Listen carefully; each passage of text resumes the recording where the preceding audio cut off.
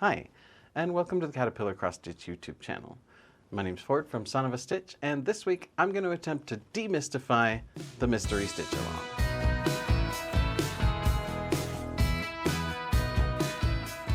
Every week when I talk about the Caterpillar Cross Stitch VIP Stitch Club, one of the things that I mention is you get advance notice of any upcoming stitch-alongs.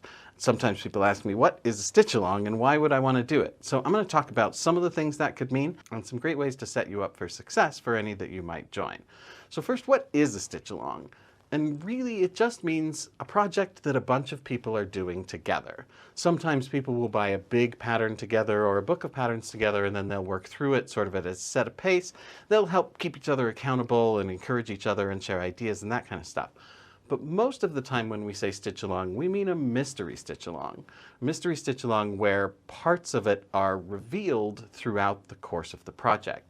So generally when you buy a stitch along, you only have kind of a notion of what it's going to be and you haven't actually seen the finished piece. And there are a few ways that those can be revealed. One is like the one that comes with the VIP Stitch Club subscription. You get newsletters with upcoming things. You get a free ebook with 8 free PDF cross-stitch patterns in it, plus a temperature tracking stitch-along. And with this one, the colors of each component are revealed based on the temperatures of those days. So you don't know what it's going to look like because no one really knows because it's revealed by the weather. But most stitch-alongs, like the Positivity Blooms one, the one I just got my kit for and therefore I'm going to share with you today, it's revealed by portions of the pattern being emailed to the subscribers. So everybody gets a little bit of a piece of the pattern at regular intervals and then we all stitch them together. So let's take a look at what came in my kit for that Positivity Bloom stitch along. I'm just going to open this up here.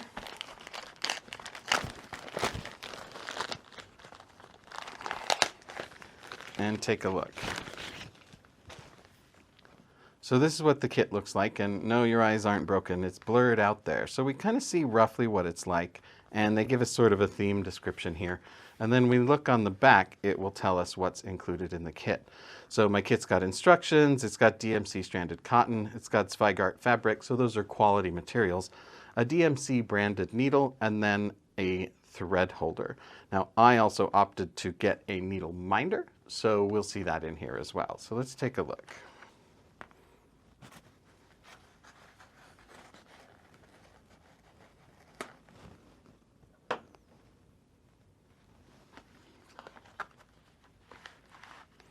First thing that we're finding here is my beautiful little needle minder that will be very helpful throughout this project. It's really nice to have a matching needle minder to help maintain excitement about a project. And this one looks to be a beautiful little dragonfly. And then the way that works, if you've never used a needle minder before, is you put this on the front of your project, it's got a magnet on it, and then we put the other magnet on the back side of the project, and that will sit on the surface, and then when we're not using our needle, we can set it on there and it will hold it. So we've also got some floss cards here with the colors of floss that we need already all measured out and everything numbered and ready to go. But you'll notice that these are the number within the project, not the DMC colors that those are. So I will show you how to figure that out in just a little bit. And then we've got my fabric here. Now, I ordered a 28 count even weave. Since this is Zweigart, it is probably 28 count Lugana, I think. And I'm going to want to finish the edges of that. You can see we've got a touch of fraying there. And that will only get worse as I work on it. And even weave unravels a lot worse than Ada does. Now I got lucky, it looks like, and one side of mine has the selvage. Now they provide several extra inches of fabric, so you don't have to worry about the space that loses. But the selvage also does not unravel, so I won't have to worry about finishing that side. I will only have to finish 3 of the 4 sides of my fabric, and we'll go over that in a minute as well. And then my needle is here. I'm going to go ahead and set that on my needle minder right now so that I don't lose it. First thing I want to do is sort out all of this floss. So, like I mentioned, these have just got numbers on them. Those are the number of the floss within the pattern.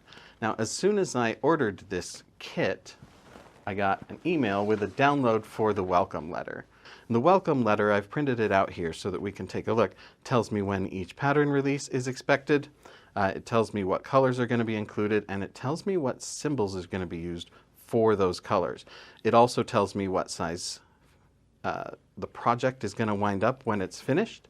Now, if I had not ordered a kit and were planning to kit this up myself, this would also be my shopping list. It would tell me which colors of floss I needed to buy and how big of a piece of fabric I needed. Now, this does tell me the finished size. I need to add some extra fabric to that to have room to get it in a frame or hoop or display it. So usually I'm going to add 4 to 5 inches to these. So if I were doing it on 14 count, I would probably want something like 14 by 15 inches. In order to have enough space to be able to set that up to display it. But I opted for the kit, so I've already got the right sized fabric, so that makes things a lot easier for me. Now what I'm going to want to do with these pieces of embroidery floss is I personally like to keep my projects while I'm working on them in kind of a small whip box that's a little bit more portable. So I've got one of those ready to go here. There are some of these that I buy online. I'll put a link in the description to where you can get one like them. But I like to have one for each project that I have going at a given time, so that I can decide what I'm working on. I can just grab the bag and the box that they're in and be ready to go. Now, these ones are nice because they have these little modular dividers, so I can fit things of various sizes in there.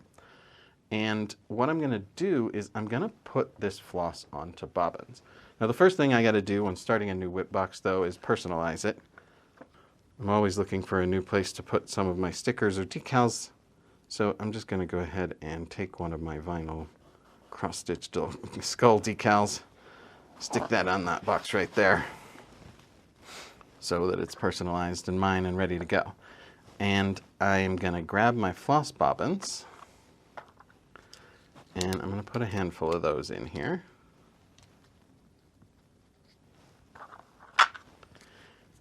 And I'm going to go ahead and put some embroidery scissors in this larger compartment that I just made, so I'll have space for that. So now I'm going to get some of my floss onto my bobbins. Here's how I'm going to organize my floss for this project to make it a little easier for myself once the patterns start arriving. So I've got the welcome letter here, which has given me the thread key. And it tells me that number 1 on my floss card is DMC B5200. So I'm going to take the bobbin that I'm going to put that on, and I'm going to label that.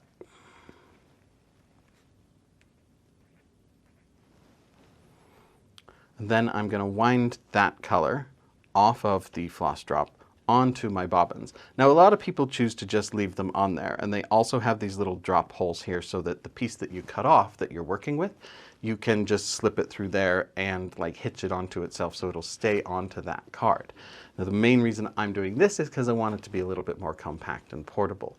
But when kitting it up from materials that you bought yourself, if you didn't buy the kit, you'll also need to do this. You'll need something to put those skeins of floss onto. Unless you work straight off the skein, which is wild to me, but some people do. Now I've made a video recently about my tips for winding floss onto a bobbin, so I'm not going to go over most of that with you. I'm just going to quickly do this. All right, great. All right, great. Now that that's done, I've got my number 1, which is 5200, wound off of my floss card and onto my bobbin so that it will fit in my little travel whip box here. And once I have a few more of them, they'll stand up there together. But I promised you a trick that was going to make your life easier with any project that you work on. When you're working from your own floss stash, or when you're working from the floss that came with a kit, you can save yourself a lot of confusion and possible mistakes by making the floss easier to identify for that specific pattern. So with these floss bobbins, since I know that the symbol on my pattern is going to be a star for white, or number 1, or B5200, I'm just going to draw a star right there on my bobbin. So that way there's no risk of getting confused, especially if a project has similar numbers. Like if you have several of those purples that are in the low 200s, or if you have several of those greens that are in the low 700s, it can get really easy to get mixed up. But if you have the symbol on the bobbin, that's one extra fail-safe to prevent you from making a mistake in that regard.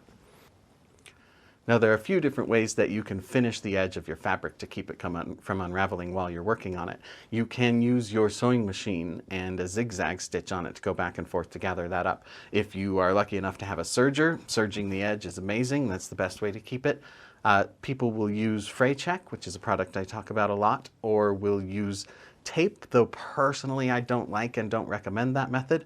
Or the old-fashioned low-tech method is to use a blanket stitch. I made an entire video about that. There should be a card appearing here for that video. So I'm just going to do that in fast forward so that we don't have to sit there in real time. Or at least you don't. I'll still be here.